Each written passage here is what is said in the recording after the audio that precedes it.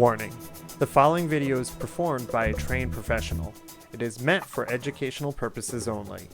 Please do not attempt to try anything you see here. Enjoy. Hey YouTube, Dan from Compaq Computing here today, and we have a tune-up report for a Compaq CQ5600YPC. It came in pretty bad shape. It had a 5-minute boot time.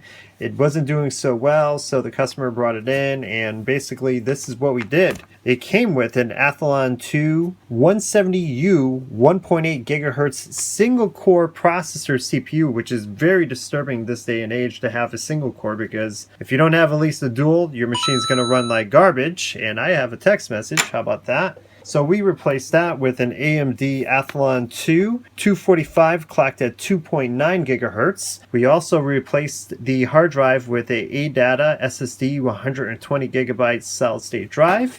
And it only had 2 gigs of RAM trying to run Windows Home Edition here, of Windows 7 that is, and it was struggling. So without waiting any further, we obviously didn't do a baseline of the 5-minute boot time because we didn't need to. It would have been a very boring time lapse. So let's see what this does after all the upgrades that we've done to it.